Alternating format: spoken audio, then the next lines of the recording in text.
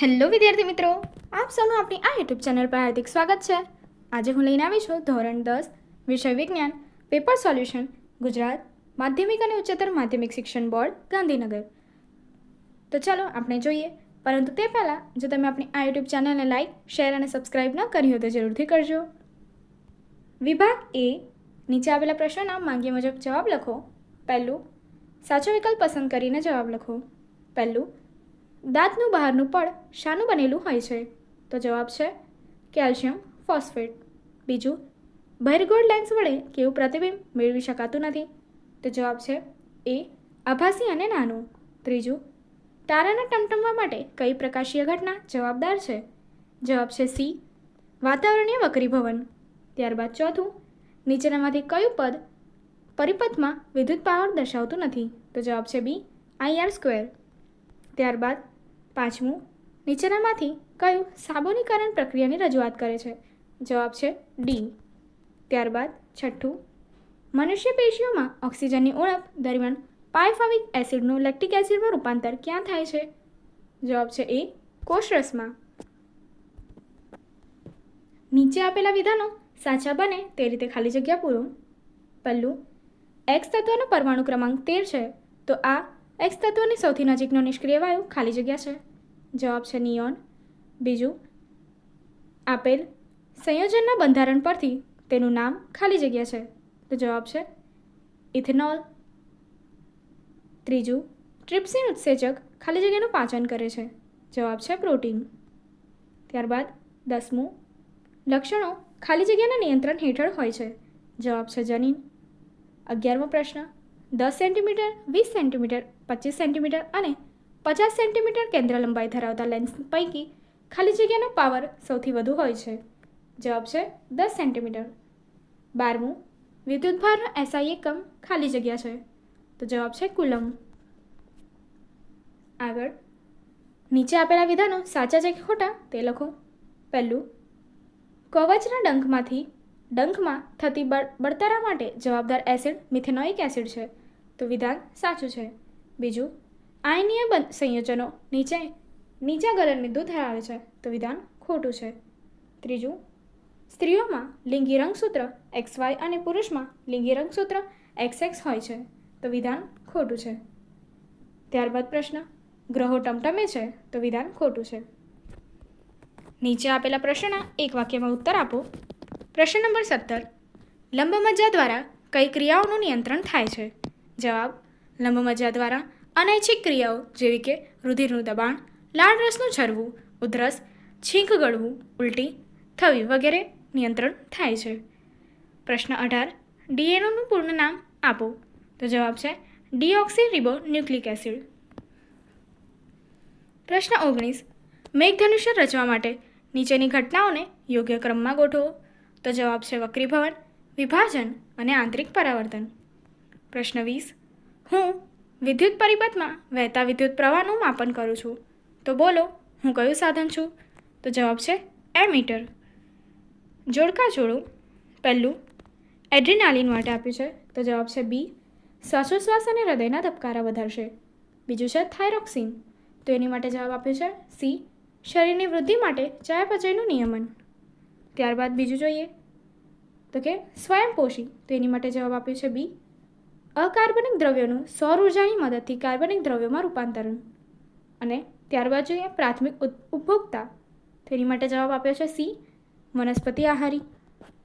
આગળ, વિભાગ બી, નીચે આપેલા પ્રશ્નના 40 થી 50 શબ્દોમાં મર્યાદા માંગ્યા મુજબ ઉત્તર લખો.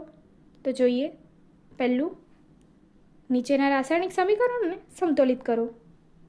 તો અહીંયા આપણને રાસાયણિક સમીકરણો આપેલા છે અને અહીંયા જવાબમાં સમતોલિત સમીકરણો આપેલા છે. બીજો પ્રશ્ન, રાસાયણિક ગુણધર્મોના આધારે ધાતુ અને અધાતુ વચ્ચેનો ભેદ લખો. તો ચાલો જોઈએ. પહેલાં ધાતુઓ માટે જોઈશું. તે વિદ્યુત ધનમય તત્વ છે. તેના ઓક્સાઇડના જલીય દ્રાવણો બેઝિક હોય છે. તે મંદ એસિડ સાથે હાઇડ્રોજન વાયુ આપે છે. તેના ઓક્સાઇડ બેઝિક કે ઉભયગુણિત હોય છે, દાખલા તરીકે NO2O અને L2O3. પાંચમું, તેના પરમાણુની બાહ્યતમ કક્ષામાં 1, 2 કે 3 ઇલેક્ટ્રોન હોય છે. હવે આપણે અધાતુ માટે જોઈએ. તે વિદ્યુત ઋણમય તત્વ છે. તેના ઓક્સાઇડના જલીય દ્રાવણો એસિડિક હોય છે. તે મંદ એસિડ સાથે હાઇડ્રોજન વાયુ આપતા નથી. તેના ઓક્સાઇડ એસિડિક કે તટસ્થ હોય છે, દાખલા તરીકે SO2 અને CO. ત્યારબાદ તેના પરમાણુની બાહ્યતમ કક્ષામાં 3થી વધારે ઇલેક્ટ્રોન હોય છે. આગળ વધીએ. તફાવત આપો ધમની અને શીરા. તો ચાલો જોઈએ ધમની માટે. ધમની હૃદયથી અંગો તરફ રુધિર લઈ જાય છે. ધમનીમાં રુધિર ઊંચા દબાણથી વહન પામે છે. ધમનીની દિવાલ જાડી હોય છે. ધમનીમાં ઓક્સિજનયુક્ત રુધિર વહન પામે છે. અપવાદરૂપ છે ફુફુસીય ધમની. શીરા માટે જોઈએ. શીરા અંગોથી હૃદય તરફ રુધિર લઈ જાય છે. શીરામાં રુધિર નીચા દબાણે વહન પામે છે. શીરાની દિવાલ પાતળી હોય છે. શીરામાં કાર્બન ડાયોક્સાઇડયુક્ત રુધિર વહન પામે છે અને અપવાદમાં છે ફુફુસીય શીરા. પ્રશ્ન 4. જારક અને અજારક વચ્ચેનો ભેદ સ્પષ્ટ કરો. તો ચાલો જોઈએ. પહેલું જારક શ્વસનમાં જોઈશું. આ ક્રિયામાં ઓક્સિજન વપરાય છે.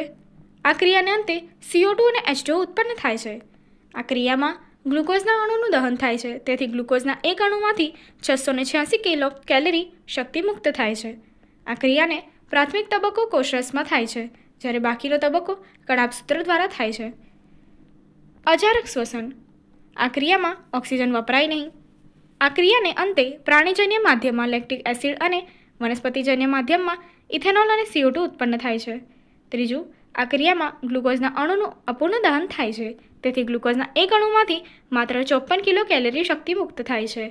આ ક્રિયા સંપૂર્ણપણે કોષરસમાં જ થાય છે. કણાભસૂત્રો તેમાં કોઈ ભાગ ભજવતા નથી. આગળનો પ્રશ્ન જોઈએ. પ્રશ્ન 5. ગર્ભનિરોધનની વિવિધ રીતો કઈ છે? જવાબ. ગર્ભનિરોધનની વિવિધ રીતો અહીં આપણને ચાર્ટ રૂપે આપેલી છે. જેમાં પહેલું છે યાંત્રિક અવરોધન, જેમાં છે પુરુષમાં નિરોધ, સ્ત્રીમાં યોનિ માર્ગનું ઢાંકણ અને કોપરટી. બીજું છે રાસાયણિક અવરોધન, તો છે સ્ત્રી માટે ગર્ભનિરોધક ગોળીઓ. અને ત્રીજું છે શસ્ત્રક્રિયા. તેની માટે આપ્યું છે શસ્ત્રક્રિયા દ્વારા શુક્રવાહિની અને અંડવાહિની બંધ કરવી. આગળ પ્રશ્ન 6. મનુષ્યમાં લિંગ નિશ્ચયની ઘટના સમજાવો. તો ચાલો જોઈએ. મનુષ્યમાં લિંગ નિશ્ચયન જનીનો દ્વારા થાય છે અને તેથી તે આનુવંશિકતા પર આધાર રાખે છે. મનુષ્યમાં 23 જોડ રંગસૂત્રો છે. દરેક જોડમાં એક માતૃક અને એક પિતૃક રંગસૂત્ર હોય છે. સ્ત્રી અને પુરુષમાં 22 જોડ રંગસૂત્રો સરખા હોય છે. તેઓ શરીરના લક્ષણો નક્કી કરે છે, તેથી તે દૈહિક રંગસૂત્રો તરીકે ઓળખાય છે. 23મી જોડ લિંગી રંગસૂત્રોની છે.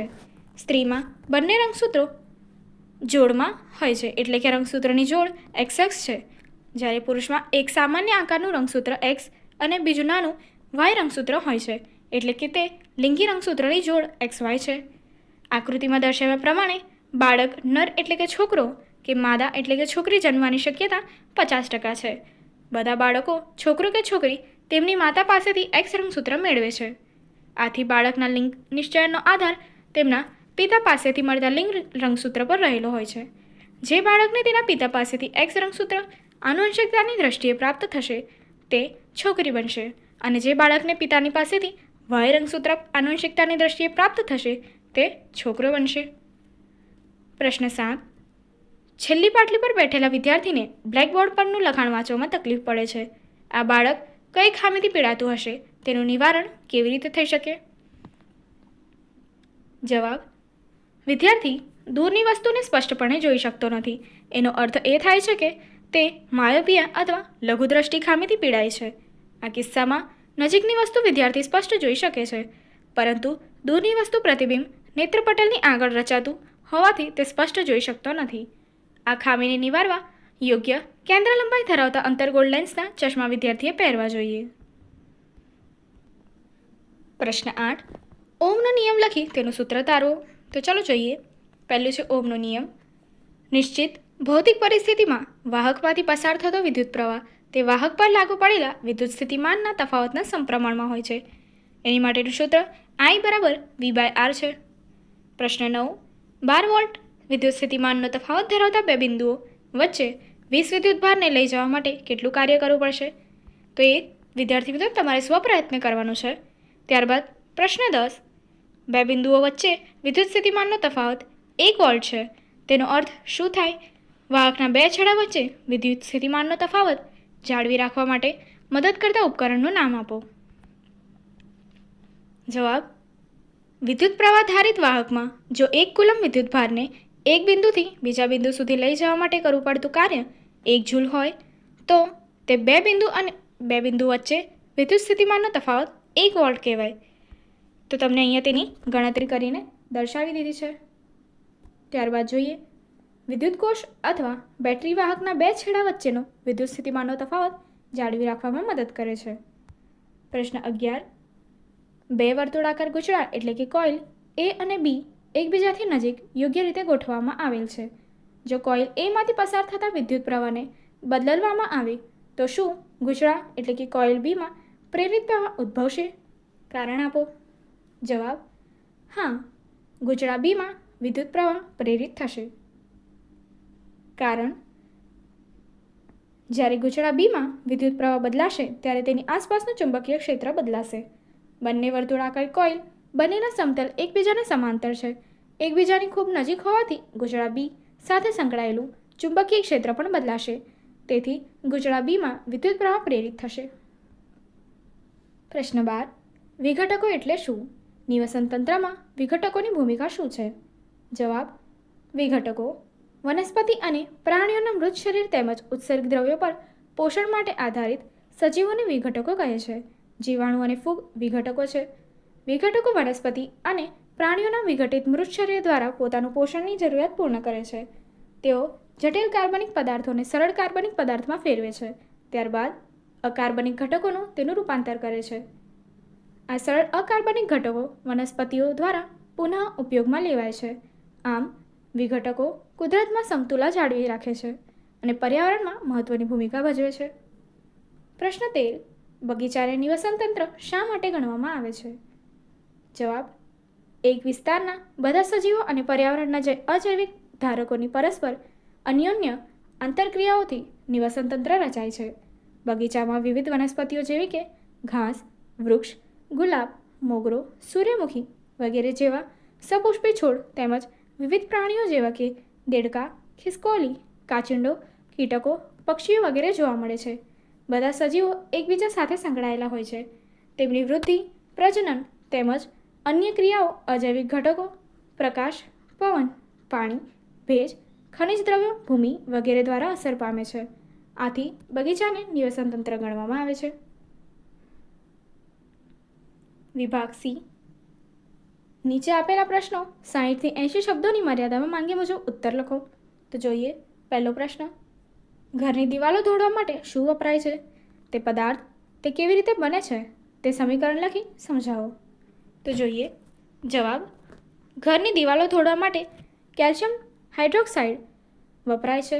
કેલ્શિયમ ઓક્સાઇડ એટલે કે CaOનું પાણી સાથેની પ્રક્રિયાથી ફોડેલો ચૂનો એટલે કે કેલ્શિયમ હાઇડ્રોક્સાઇડ બને છે અને પુષ્કળ પ્રમાણમાં ઉષ્મા ઉત્પન્ન કરે છે. એની માટેનું રાસાયણિક સમીકરણ તમને અહીં આપી દીધેલું છે. પ્રશ્ન 2. કોપરના શુદ્ધિકરણ માટે વિદ્યુત વિભાજનની પદ્ધતિ આકૃતિ 6 વર્ણવો. જવાબ: કાચી ધાતુમાંથી મેળવેલ કોપર ધાતુ અશુદ્ધ હોય છે. આથી ધાતુનું શુદ્ધિકરણ કરવું જરૂરી છે.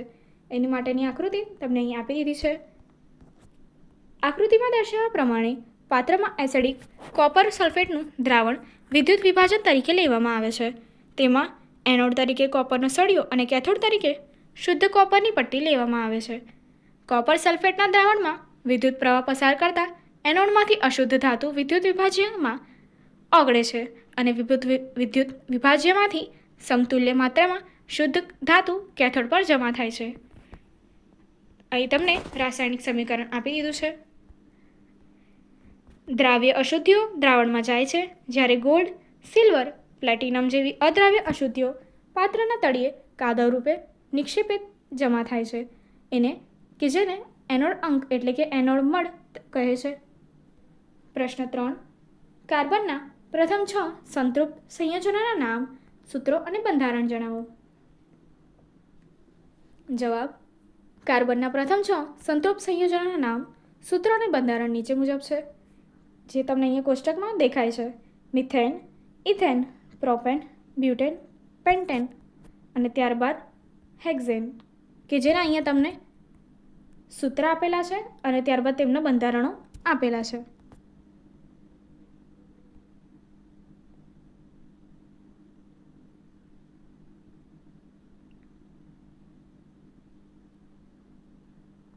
પ્રશ્ન 4. માનવ મગજની આકૃતિ દોરી નામ નિર્દેશન કરો, કે જે તમને અહીંયા આપેલું છે. માનવ મગજની આકૃતિ અને તેનું નામ નિર્દેશન તમને કરી આપવામાં આવેલું છે. આગળનો પ્રશ્ન જોઈએ. સ્ત્રી પ્રજનન તંત્રની નામ નિર્દેશનવાળી આકૃતિ દોરો, કે જે તમારે સ્વપ્રયત્ને કરવાની છે. પ્રશ્ન 6. નવપરિણીત યુગલ હાલમાં સંતાન પ્રાપ્તિની ઈચ્છા ધરાવતું નથી. આ યુગલ કઈ કઈ ગર્ભનિરોધક પદ્ધતિઓ અપનાવી શકે? કઈ પદ્ધતિમાં જાતીય સંક્રમિત રોગોથી રક્ષણ મળશે? તો ચલો જોઈએ જવાબ. નવપરિણીત યુગલ હાલમાં સંતાન પ્રાપ્તિની ઈચ્છા ધરાવતું નથી. આ યુગલ નીચેની ગર્ભનિરોધક પદ્ધતિઓ અપનાવી શકે: આંગળી, કોપર-ટી નિરોધ, ગર્ભનિરોધક ગોળી. નિરોધના ઉપયોગથી જાતીય સંક્રમિત રોગોથી રક્ષણ મળે છે. પ્રશ્ન 7. લેન્સના પાવરની વ્યાખ્યા આપી તેનું સૂત્ર તથા એસઆઈ એકમ જણાવો. જવાબ. હવે પ્રકાશના સમાંતર કિરણોને કેન્દ્રિત અથવા વિકેન્દ્રિત કરવાની લેન્સની ક્ષમતાને લેન્સના પાવરના સ્વરૂપમાં રજૂ કરવામાં આવે છે. તેથી જ લેન્સના પાવરની વ્યાખ્યા તેની કેન્દ્ર લંબાઈ વ્યસ્ત વડે આપવામાં આવે છે. લેન્સના પાવરના એસઆઈ એકમ ડાયોપ્ટર છે. તેની સંજ્ઞા ડી છે. પ્રશ્ન 8.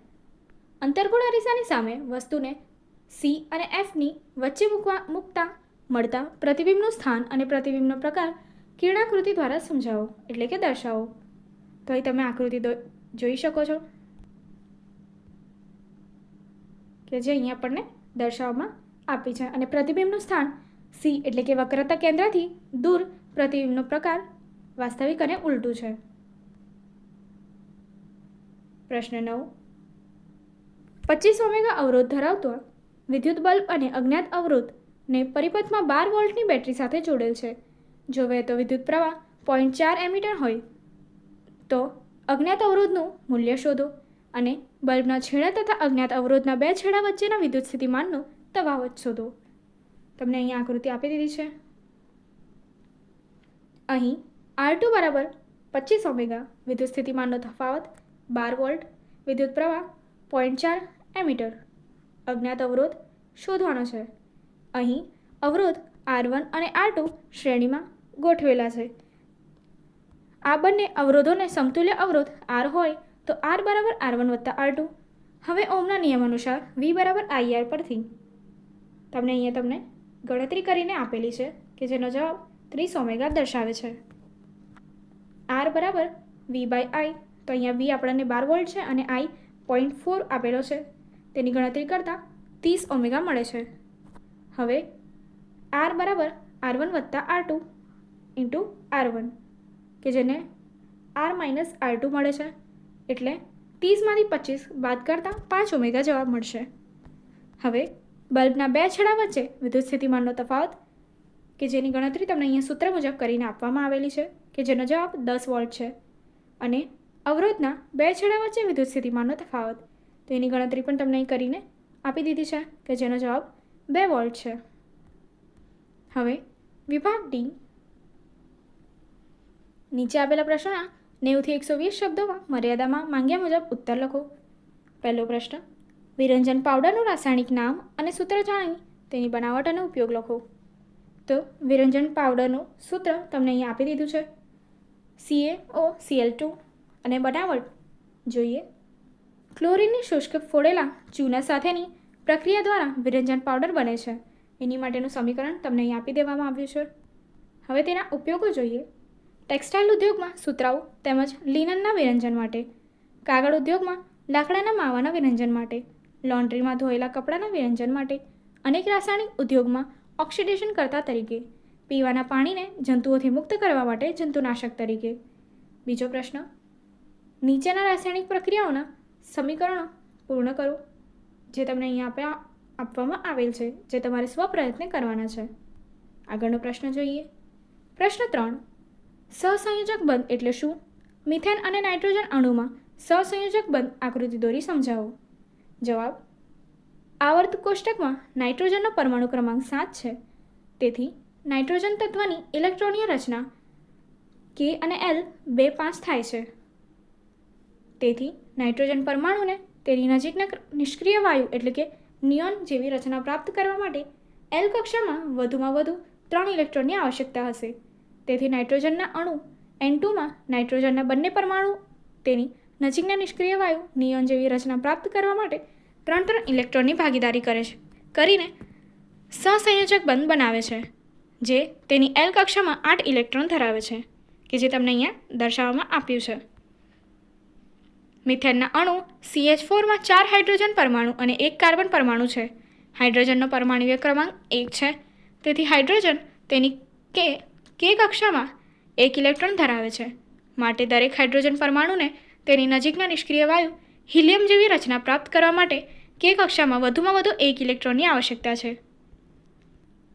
આથી કાર્બન પરમાણુના L કક્ષાના 4 ઇલેક્ટ્રોન 4 હાઇડ્રોજન પરમાણુના K કક્ષાના 4 ઇલેક્ટ્રોન સાથે ભાગીદારી કરી સહસંયોજક બંધ બનાવે છે, જે તમને અહીંયા દર્શાવીને આપેલું છે. હવે પ્રશ્ન 4. મનુષ્યની પાચન નળીની આકૃતિમાં દર્શાવેલ A અને B અવયવોના નામ લખીને તેમના કાર્ય જણાવો. પહેલું આપેલું છે A. જઠર, કે જે અહીંયા દેખી શકો છો. હવે જોઈએ. જઠર ખોરાક આવતાની સાથે વિસ્તરણ પામે છે. જઠરની સ્નાયુમલ દિવાલો ખોરાકને અન્ય પાચક રસોથી સાથે મિશ્ર કરે છે. પાચનનું કાર્ય જઠરની દિવાલમાં આવેલી જઠર ગ્રંથિઓ દ્વારા કરવામાં આવે છે. જઠર ગ્રંથિઓ હાઇડ્રોક્લોરિક એસિડ HCl, પેપ્સિન ઉત્સેચક અને શ્લેષ્મનો સ્ત્રાવ કરે છે. હાઇડ્રોક્લોરિક એસિડ એસિડિક માધ્યમ તૈયાર કરે છે, જે પેપ્સિન ઉત્સેચકની પ્રક્રિયામાં મદદરૂપ થાય છે તથા તે ખોરાક સાથે જઠરમાં દાખલ થયેલા બેક્ટેરિયાનો નાશ કરે છે. શ્લેષ્મને લીધે જઠરના આંતરિક અસ્તરને એસિડ સામે રક્ષણ મળે છે. B. સ્વાદુપિંડ. સ્વાદુપિંડ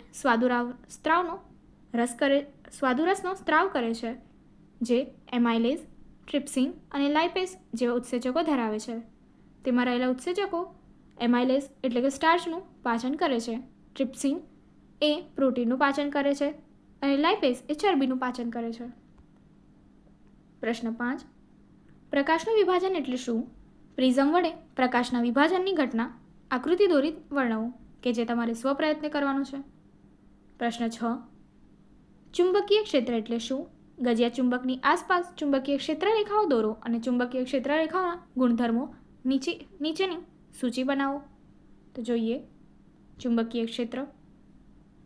ચુંબકની આજુબાજુ જેટલા વિસ્તારમાં ચુંબકીય બળ અનુભવી શકાતું હોય તેને ચુંબકીય ક્ષેત્ર કહે છે. હવે ચુંબકીય ક્ષેત્ર રેખાઓ. ચુંબકીય ક્ષેત્રની ચિત્રાત્મક રજૂઆતને ચુંબકીય ક્ષેત્ર રેખાઓ કહે છે. ગજિયા ચુંબકની આસપાસ લોખંડનો ભૂકો જે રેખાઓ પર ગોઠવાય છે તેને ચુંબકીય ક્ષેત્ર રેખા કહે છે. ચુંબકીય ક્ષેત્ર રેખાની લાક્ષણિકતાઓ નીચે મુજબ છે. પહેલું, ચુંબકની ચુંબકીય ક્ષેત્ર રેખાઓ ચુંબકના ઉત્તર ધ્રુવ એટલે કે નોર્થ પાસેથી શરૂ થઈ દક્ષિણ ધ્રુવ સાઉથમાં દાખલ થાય છે અને ચુંબકની અંદર ક્ષેત્ર રેખાઓની દિશા તેના દક્ષિણ ધ્રુવથી ઉત્તર ધ્રુવ તરફ હોય છે. આમ ચુંબકીય ક્ષેત્ર રેખાઓ બંધ વક્રો રચે છે. બીજું, ચુંબકીય ક્ષેત્ર રેખાઓ જ્યાં વધારે નજીક હોય ત્યાં ચુંબકીય ક્ષેત્ર વધારે પ્રબળ હોય છે. ચુંબકીય ક્ષેત્ર રેખાઓ કદાપી એકબીજાને છેદતી નથી. ચુંબકીય ક્ષેત્ર દિશા અને મૂલ્ય બંને ધરાવતી ભૌતિક રાશિ છે, એટલે કે તે સદિશ રાશિ છે. પ્રશ્ન 7. ઓઝોન કેવી રીતે નિર્માણ પામે છે? ઓઝોન સ્તરની અગત્યતા જણાવો. જવાબ. ઓઝોનનું નિર્માણ વાતાવરણના ઉચ્ચ સ્તર પર પારજાંબલી યુવી વિકિરણોની અસરથી ઓક્સિજનનો અણુથી ઓઝોન બને છે. ઉચ્ચ ઉર્જાવાળા પારજાંબલી વિકિરણો ઓક્સિજન અણુનું વિઘટન કરી સ્વતંત્ર ઓક્સિજન પરમાણુ બનાવે છે. ઓક્સિજનનો આ સ્વતંત્ર પરમાણુ ઓક્સિજનના અણુ સાથે સંયોજાઈને સમીકરણમાં દર્શાવ્યા પ્રમાણે ઓઝોનનો અણુ બનાવે છે, કે જે તમે અહીં જોઈ શકો છો. ઓઝોન સ્તરની અગત્યતા. ઓઝોન સૂર્યમાંથી આવતા અત્યંત હાનિકારક પારજાંબલી વિકિરણોથી પૃથ્વીને રક્ષણ આપે છે. પ્રશ્ન 8. મનુષ્યમાં શ્વાસોચ્છ્વાસની પ્રક્રિયા સમજાવો. જવાબ. સૂચન. પહેલું છે હવાની અવરજવર, બીજું છે વાયુ વિનિમય, ત્રીજું છે ઉરોદર પટલની ભૂમિકા. ચોથું છે પાછળ પિંજરના સ્નાયુ. અને પાંચમું છે વાયુકોષનું કાર્ય. આગળની એક્ટિવિટી જોવા માટે અહીં આપેલી એન્ડ સ્ક્રીન પર ક્લિક કરો. Thank you.